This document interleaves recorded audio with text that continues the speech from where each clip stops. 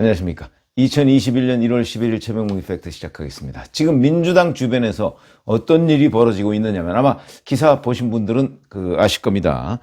친문으로 조국 전 법무부 장관 지지단체가 있는데 파란장미 시민행동, 뭐 흔히 파란장미 이렇게 얘기하는 거기에서 자기 지지자들한테요.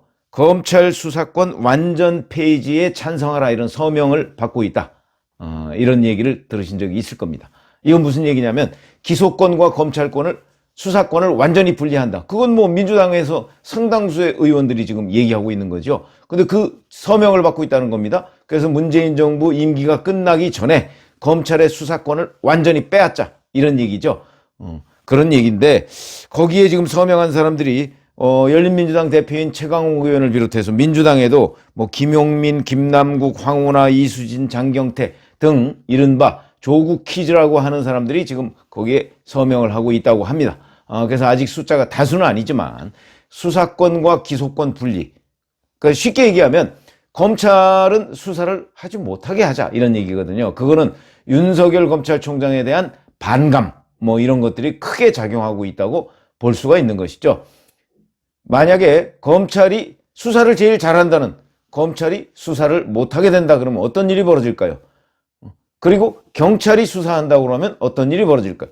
경찰 수사의 전문성은 검찰에 비해서 훨씬 떨어지죠. 그러다 보니까 결국 범죄, 특히 권력형 범죄를 저지른 사람들이 활개를 치고 만면의 미소를 지을 것이다 라고 하는 것을 우리가 충분히 예상할 수 있죠. 이런 예상을 충분히 하면서도 민주당과 이른바 친문 극렬 지지자들은 윤석열 검찰총장에 대한 사적인 감정 이런 것 때문에 지금 검찰에서 수사권을 빼앗자 이런 주장을 하고 있습니다. 그런데 이 사례가 바로 추미애 장관이 작년 초에 서울 남부지검에 있었죠. 증권범죄 합동수사단 이걸 없애버렸습니다. 그러니까 합동수사단을 없앤 겁니다. 이 합동수사단을 없앤 결과가 어떻게 됐는가 하는 부분을 말씀을 드리려고 합니다. 왜 그러냐면 증권범죄 합동수사단이라는 것은요. 2013년에 설치가 됐습니다. 이때 왜 이 증권범죄 합동수사단이 설치가 됐냐면 2013년 5월인데 증권하고 주식 뭐 이런 관련한 범죄들이 점점 더 고도화되고 지능화됩니다. 검사들 잘 아시지만 대학에서 법대 나와서 또는 요즘엔 뭐 로스쿨 나와서 사법시험 공부하다가 그것도 뭐 절간에 들어가고 뭐 도서관에 가서 파묻혀서 그 옛날 책 가지고 싸워서 그거 공부하다가 그리고 나와서 연수원에 가서 실무 좀 이렇게 훈련을 하고 케이스 스터디하고 뭐 이렇게 하고 나서 그 다음에 변호사가 되거나 검사가 되거나 판사가 됩니다. 그때까지 세상 물정 모르는 사람들이 굉장히 많습니다. 그러다 보니까 특히 증권범죄 같은 것은 정말 나날이 증권 투자를 하더라도 그 범죄의 기법 이런 거에 대해서는 제대로 알 수가 없을 정도인데 그러니까 실제 주식 투자를 하는 사람들도 뭐 작전주니 뭐 이런 데에 넘어가서 돈을 잃거나 이런 일이 굉장히 많지 않습니까? 우리 주변에서 많이 보고 있습니다. 그런데 검사들이 공부만 했던 검사들이 무엇을 알겠습니까? 그 증권범죄에 관해서. 그래서 야 이거 수사를 하다 보니까 너무 어렵다. 그러니까 우리가 전문가들의 도움을 받자. 이런 차원에서 증권범죄 합동수사단이라는 걸 만든 겁니다. 왜 합동수사단이냐? 그 합동수사단에는 검사만 있는 게 아니고 금융감독원이나 예금보험공사나 또 때로는 뭐 국세청이나 이런 데서 파견을 받아서 이 전문성을 검사들이 차용을 해서 수사를 한 겁니다. 그러니까 증권범죄가 벌어지면 자 금융감독원이나 뭐 이런 데에서 파견 나온 사람들이 이거 딱 보고서 아 이거는 요렇게 범죄를 한 겁니다 라고 해서 조언을 하면 검사가 그걸 기반으로 해서 수사를 벌이고 또 실제 조사를 할 때도 그 사람들을 배석시켜서 조사를 할 수도 있습니다. 그래야 이 소위 전문 사기꾼들 이 사람들을 척결하지 않겠습니까? 이런 이유 때문에 그럴 필요성 때문에 증권범죄 합동수사단이 사실은 설치가 됐던 것이고 그 2013년에 설치됐으니까 지금 7년 이제 8년째 접어들어가는 거 아니겠습니까? 그래서 그동안에 기소한 게 1000명이 넘습니다. 그러니까 정말 단일 범죄로서는 굉장히 많은 숫자를 기소해서 처벌을 했다. 이렇게 얘기를 할 수 있는 게 바로 증권범죄 합수단인데 이거를 작년에 추미애 법무부 장관이 취임하자마자 없애버렸습니다. 그러면서 뭐라고 얘기했냐면 합수단이 없어도 관련 수사에 문제가 없을 것이다. 그런 식으로 얘기하고 작년 10월 달에 국정감사에 나와서 그 증권범죄 합수단을 다시 설치할 계획이 없느냐 이런 질문을 받으니까 거기에 대해서 합수단이 없어도 남부지검에 금융조사 1, 2부가 있으니까 아무 문제가 안 된다. 오히려 합수단이 외부와 유착돼서 각종 비리에 휘말려왔다. 부패의 온상이었다. 이렇게 주장을 했습니다. 그러면 추미애 법무부 장관의 합수단 폐지가 옳았느냐? 그 다음에 이런 주장, 작년 10월에 나와서 했던 합수단이 없어도 금융범죄 1, 2부가 있으니까 아무 문제가 없다. 이렇게 얘기했던 부분이 과연 옳았느냐? 이런 부분은 작년 말 이제 올해로 해가 바뀌니까 그러면 작년에 금융범죄가 어떤 식의 처리 결과를 가져왔느냐 하는 부분을 들여다보면 100% 알 수 있는 건 아니지만 이게 금융범죄 합수단이 없어진 이후에 이런 문제점이 있겠구나 하는 것을 우리가 충분히 느낄 수 있는 단계가 된다. 그 결과를 지금 말씀드리겠다는 겁니다. 최근 5년간 검찰이 이제 금융위원회 뭐 이런 데로부터 수사 의뢰를 받은 건수가 있지 않겠습니까?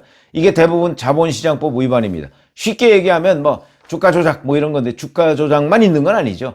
자본시장법 위반 행위가 있는데 여기에 그 사건 접수 처리 현황이라고 하는 것이 나왔는데 2016년에 보면 총 81건, 이 중에서 77건을 처리하고요. 55건은 기소를 했습니다. 그리고 4건은 아직도 수사 중입니다. 그런데 2017년에 보면 이때는 81건을 접수해서 다 마무리를 했습니다. 뭐 기소 또는 불기소한 것도 있죠. 그리고 2018년은 76건을 접수해서 63건을 처리했고요. 2019년에는 56건을 접수해서 33건을 처리했습니다. 그런데 작년에는 어땠느냐? 58건을 접수했는데 이 중에 처리한 건 8건밖에 안 되고 기소한 거는 3건밖에 안 됩니다. 그러니까 처리한 사건 중에 기소 비율은 38%. 2016년과 16년부터 19년까지 대략 그 처리한 건수가 70% 정도 됩니다. 그런데 작년에는 37.5%. 반토막이라는 얘기죠. 그러니까 이건 무슨 얘기냐면 증권범죄 합수단이 없어진 이후에 증권범죄에 관한 그 처리율, 서울 남부지검에서 처리한 게 반토막이 났다. 그럼 반은 제대로 처리를 못했다는 게 되죠. 그러면 어떤 일이 벌어지느냐? 그야 뭐 뻔한 것이죠. 뭐 그 주가 조작 등 증권범죄에 관련된 범죄자들이 길을 펴고 사는 세상이 된 겁니다. 합수단이 없어지고 금융범죄 조사 1, 2부 이것만 남으니까 물론 금융범죄조사부도 어느 정도는 전문성이 있다고 볼 수가 있겠죠. 그동안에 쌓인 노하우가 있을 테니까.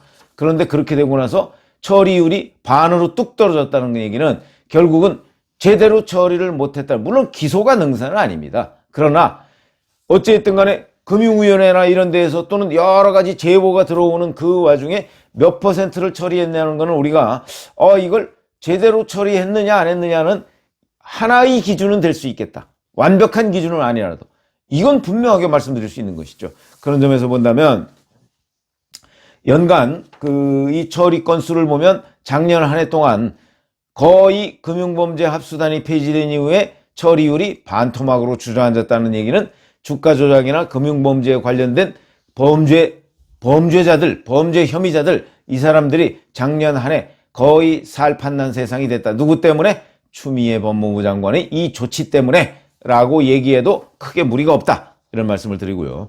실제 또 금융감독원에 접수한 그 사이버 불법 금융행위 이런 제보 건수가 있습니다. 이 제보 건수에 대한 통계도 있는데 2018년에는 119, 2019년에는 139, 그런데 작년에 495건으로 늘었습니다. 폭증했습니다. 폭증. 물론 제보한 것 중에는 잘못된 제보도 많이 있겠죠. 그러나 작년 한 해 폭증한 이유는 무엇이겠는가? 그거는 바로 저는 이렇게 해석합니다. 금융범죄 합수단 같은 곳에서 금융범죄 이 증권범죄 합동수사단이요. 여의도 저승사자 흔히 이렇게 불렸습니다. 저승사자가 한번 떴다 하면 많은 사기꾼들 뭐 이 범죄 혐의자들이 잠적하거나 도망가거나 뭐 이랬는데 작년 한 해는 합수단이 없으니까 금융범죄 조사부만 있으니까 여기에서 뭐 전문성도 별로 없다고 하니까 이 사기꾼들이 증권범죄를 저지르는 혐의자들이 이 사람들이 이 검찰 수사 이제 무서워할 필요 없다. 그랬던 것 아닌가. 그러니까 이렇게 많은 숫자가 제보가 된 것이죠. 그 얘기는 제보가 많다는 얘기는 반증이 뭐냐면 결국은 범죄가 많을 가능성이 높다. 이런 거 아니겠습니까? 그러다 보니까 제보가 많아진 거죠. 여기저기 범죄가 보이는 겁니다. 증권 투자를 하는 사람들 눈에도 범죄가 여기저기 널려 있는 게 보이는데 막상 검찰은 제대로 된 수사 역량이 없어서 그거를 못 들여다보고 있다. 이런 얘기가 되는 겁니다. 그게 작년에 그 불법 금융행위 제보 신고 건수가 폭증한 이유 중에 하나가 될 수 있겠다. 이렇게 얘기를 할 수가 있겠고요. 물론 검찰에서 이렇게 얘기하고 있습니다. 작년에는 뭐 신라젠 사건이나 남부지검 이 경우에 라임 자산운용 사건 뭐 이런 굵직한 사건이 있고 그거에 대한 기소유지 뭐 이런 것 때문에 공소유지 때문에 제대로 된 수사의 여력이 없었다 이렇게 얘기했지만 근본적으로는 합수단 폐지로 인한 수사 역량의 부족, 그 다음에 수사 인력의 부족, 이게 첫 번째 원인이다 이렇게 하는데 아무도 이 일을 제기할 사람이 없을 것이다 라고 하는 것이고요. 만약에 이렇게 되면 작년 한 해뿐만 아니고 이제 올해도 증권범죄 합수단이 없는 상태에서 올해를 지내야 되는 거 아니겠습니까? 이러다 보니까 결국 이 피해는 누구한테 갈 것인가? 그거 뭐 뻔한 것이죠. 주가 조작을 한다든가 금융범죄를 한다든가 그러면 누가 피해를 받습니까? 이 부분에 대한 전문성을 갖추고 있는 데는 뭐 기관 투자가 이런 데에는 큰 피해를 받지 않을 수도 있습니다. 늘 분석하고 전문성을 가지고 분석하고 있으니까. 이런 전문성이 없는 분석 누굽니까? 개미 투자자들입니다. 개미 투자.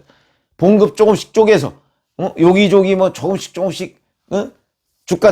주식 투자해서 거기서 뭐 수익을 좀 보고자 했던 개미 투자자들은 직격탄을 맞을 가능성이 매우 높습니다. 그러니까 여의도에 이 사람들이 한번 떠가지고 자 증권 범죄를 이렇게 수사하겠다 내지는 이런 겁을 주는 것만으로도 사실은 범죄자들이 잠적을 하거나 은밀하게 활동을 할 텐데 지금은 증권범죄합동수사단이 사실상 없어진 상태에서 그냥 금융범죄조사부만 있습니다.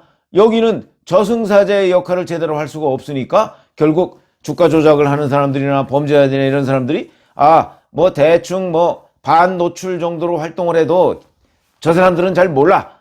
이런 게 작년 한 해에 입증된 거나 마찬가지다. 그렇게 되다 보니까 그 피해는 개미 투자자들이 받고 있다. 지금 증권 투자를 하는 사람들이 뭐 통칭 1000만 그리고 그거보다 사실은 훨씬 더 많다는 거 아니겠습니까? 요새 증시가 3000포인트를 넘고 엄청나게 호황을 보이고 있습니다. 물론 뭐 거품론도 있지만 어쨌든 간에 이렇게 돼서 주식 투자자들이 점점 더 많아지는데 그런데 이 증권 범죄들도 점점 더 많아지고 그와 관련한 제보 건수는 작년에 폭증하고 올해도 여전히 비슷할 것이다. 그렇게 된다면 그 피해를 누가 볼 것인가? 결국은 이런 주식 투자에 범죄 행위가 개입된 사실을 잘 모른 채 주식 투자를 하는 개미 투자자들이 가장 큰 피해를 볼 가능성이 있다는 것이죠. 그럼 이게 누구 때문이냐? 추미애 법무부 장관이 증권범죄 합수단을 없앴기 때문에 일단 여의도에 경계경보 하나가 사라진 겁니다. 그러니까 당연히 범죄자들이 활개를 치고 그 범죄의 피해가 속출하고 있다고 봐야 되는 것인데 자 지금 추미애 장관은 그 증권범죄 합수단을 부활할 생각이 전혀 없고 이제 뭐 곧 그만둘 예정이니까 그럼 박범계 장관 후보자가 장관에 취임을 하면 어떻게 될까요? 근데 이 사람들 지금 심지어는 검찰의 수사권 자체를 빼앗자 지금 이런 상황이기 때문에 이게 굉장히 제가 보기에는 위험한 국면으로 접어들고 있다. 여권이 아마 검찰에서 수사권을 빼앗자고 하는 것을 실질적으로 법안을 만들어서 통과시키려고 하면 통과가 되죠. 응? 여권 전체가 180석이 넘는 상황이니까. 그렇지만 그렇게 될 경우에 또 피해자는 수사권을 빼앗으면 피해자는 일반 국민이 될 가능성이 있고 이렇게 증권범죄에 대한 수사를 제대로 못하게 할 경우에는 개미 투자자들이 피해를 볼 가능성이 있다. 그런데 이거를 지금 현재 야당은 막을 역량이 없다. 그러니까 시청자분들이나 아니면 국민들이라도 이런 부분에 관해서 끊임없이 여론을 환기시켜가면서 자, 이 피해를 보는 사람들이 결국은 들고 일어나서 우리 피해를 줄일 수 있는 자구책을 마련하자, 이렇게 하는 수밖에 없는 것 아닌가 하는 그런 말씀을 드릴 수밖에 없습니다. 그래서 오늘은 추미애 장관이 없앤 증권범죄합동수사단의 폐해가 과연 어느 정도일까 하는 부분을 분석해 드렸습니다. 감사합니다.